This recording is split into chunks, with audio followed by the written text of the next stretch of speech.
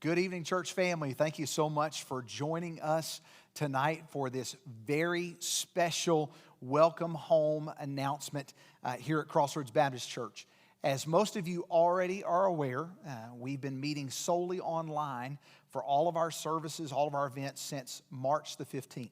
Our governor announced several weeks ago, Executive Order 55 would go into effect on March the 30th and would remain in effect until June the 10th.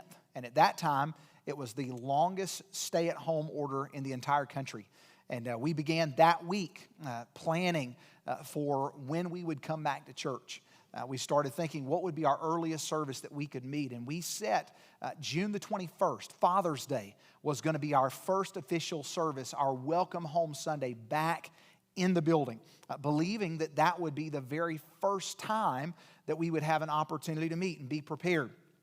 Last Friday, many of us watched our governor announce that Virginia would begin phase one of coming back to a new normal that we've heard about, and stated that he would begin to ease the restrictions for churches to begin meeting again effective May the 15th, providing that they would meet a few guidelines like meeting at 50% capacity instead of 100%, and be able to adhere to social distancing and increase cleaning guidelines. So to say that we're excited about coming back to church is an understatement. We are thrilled for the opportunity to get to come back to church and meet again.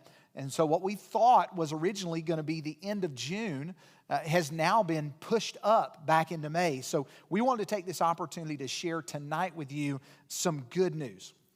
We've all been hearing about the three phases of our nation, and we are just really excited tonight to get to tell you about phase one of our plan for our church. So let's first talk about the time frame that we're looking at. Welcome Home Sunday, which is going to be our first official Sunday back since all of this time period began back in March. Our first official Welcome Home Sunday has been set for Sunday, May the 31st. May the 31st will begin phase one for our church.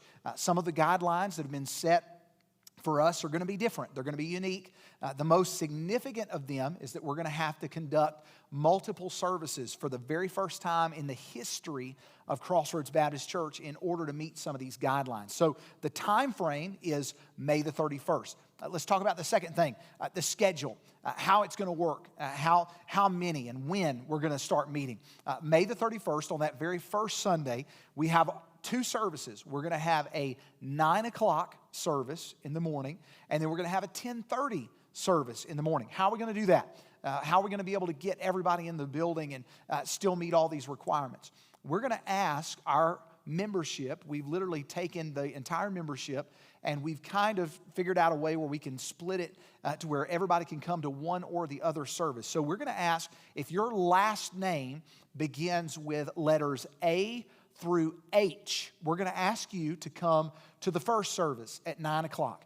If your last name begins with the letter I through Z, we're going to ask you to come to the 10:30 service. Now, both of these services are identical. They're the exact same songs, same message. So you won't be missing anything. So, well, I want to come to the earlier, I want to come to the later because I don't want to miss anything. You won't. You won't miss anything. So everything is going to be identical. You won't miss out from one service to the next. That's the way we're going to do it. And the services are going to be tailored to a specific time frame so that we can safely get everyone in and out between services while adhering to all of the proper guidelines. So that's kind of our schedule that we have for church in phase one. The third thing I want to talk to you about is capacity. What's our capacity for the building? We're only going to have a capacity in the main auditorium of 135, and we'll have overflow available in the upstairs auditorium of 50. So that gives us a capability to have 185 people in the building at the exact same time. Between those two, we'll be well under our 50% max capacity threshold that's been given out to us. So that's our capacity. The fourth thing I wanted to share with you tonight is ministries. Most of our ministries will not be meeting under the phase one guidelines. We won't have any nurseries available, no child care in the first phase, which means that all of the kids who come to church in phase number 1 will be sitting with their families in the main service. We won't have Sunday school. We won't have Safe House. We won't have any of our bus routes running. We won't have master clubs or Salt and Light teen group meeting inside the property during phase 1. We're still going to continue Sunday night services starting back on the 31st. Our growth groups will be over by then. So 31st, we'll start back our Sunday evening services and our Wednesday evening services. But both of those will be held online. So our Sunday morning services will be meeting on the property here in the building, and then Sunday night and Wednesday night we'll be meeting online. Safe House is still going to continue online at 9:45 in that same time slot that it has been meeting, so that our kids will have a service that's tailored specifically for them. So we're excited about that. Because of the unknown of the situation, and we're not really sure how long each phase is going to last. All of the events that we had scheduled before this time, and even during the phases, are being monitored right now to see when and how we could have them. Events like Vacation Bible School, events like Graduation Sunday, events like our 35th anniversary celebration, trips and different day events that we had planned have either been moved, rescheduled, or removed altogether. And we've got a couple of those events that may be tailored a little bit differently than what we had originally planned. And we'll give you more of that information as we get a little bit closer. But those are some of the things coming up on the calendar. Now, let's talk about safety, because that is a big thing as we talk about coming back into church. How are we going to institute some new safety protocols, procedures, and guidelines? We are starting on May the 31st, instituting some new safety policies, procedures going into that first phase. The main one is before every service, the building will have to be sanitized in every area that was used in a prior service, which means that in between the first and second services on Sunday morning, the building will have to be sanitized before the very next service, which means that it's going to take an amazing amount of work in a short period of time. We've already started planning how that's going to happen, how that's going to work, and the team, trying to put that team in place, how we can do it quickly, efficiently, and make sure that we're quickly ready for that very next service. Because our priority during this time is safety for you and for your family. When you come into church, you can know that the building is clean, that it's sanitized, that it's ready, and try and protect you and your family. We want to have an even higher standard than you going to the grocery store or going to Walmart or Target or a big box store. We want to make sure that we're proceeding with excellence, doing this well. And we're going to send you a list of things next week and some expectations that you can have coming in for those first services in phase 1, some things that we're going to be doing, and you can expect those things on your very first Sunday. We'll send that to you either through email, through regular mail. We'll post all those things online. Most of those things would involve items like social distancing, recommendations from health officials and from the CDC, things like limiting physical contact, sitting 6 feet apart from the nearest person, even wearing a mask, limiting use of our bathroom facilities, all of those things. And you'll get that full list next week talking about those individual items. And if you have your own mask, say, hey, preacher, I've got my own mask. Can I wear it? Absolutely. If you feel comfortable and that would help you have a stronger peace of mind, absolutely. We'll also have some of those things. There'll be a station before you walk in the door at the main entrance with some masks and some gloves, plenty of hand sanitizer all over the place, just so that you can have that peace of mind as you come back into church, that we are going above and beyond the requirements that are set before us.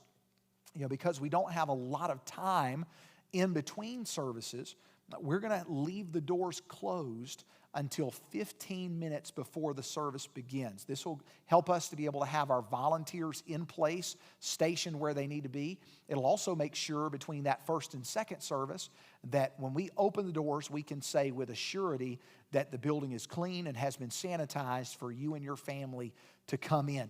So this gives us a lot of different things that we've never done before. It's going to take some time for us to be able to get there, which kind of leads to us coming back on the 31st, making sure that we've had adequate time to train our staff with these new regulations and guidelines. We want to make sure that we are as prepared as we can be. And I'm also going to ask you that if you're in one of those high-risk categories, maybe you have a compromised immune system, or you're at greater health risk, or maybe you're just over the age of 65. We're totally fine if you choose to stay home. If you're uncomfortable for any reason during phase one, we're totally fine with that. Since we don't have nurseries during phase one, if you have small children, feel free to stay home and continue watching the services online. If you say, hey, preacher, I want to bring my child in, that's fine. It won't bother me at all. And we'll have a comfort room set up as well to be able to accommodate if your child decides they want to sing the Hallelujah chorus during the middle of the service. We'll be ready for that. And we're trying to put those things in place. But above all, no one will ever make you feel guilty for staying home. No one is ever going to talk negatively about you if you choose to stay home. No one's going to shame you or guilt trip you if you choose to wait a little bit longer to come back to church. I'm also going to strongly request, as much as I can do without making you, I'm going to strongly request that if you've been sick, you've had a fever, you've been in contact with anyone who's tested positive for the COVID virus in the past 14 days, I'm going to strongly request that you stay at home for at least 14 days, staying away from church for at least 14 days. And we love you, and we want you to come back to church. But at the same time, we also have to think about what's best for the entire church in this situation. And for those who are at risk, if you know when you come to church that you could get sick, you could get sick at the grocery store or at Walmart or at Target, just like you could if you come to church. That's just a part of it. We don't want that to happen, and we're praying that it doesn't happen.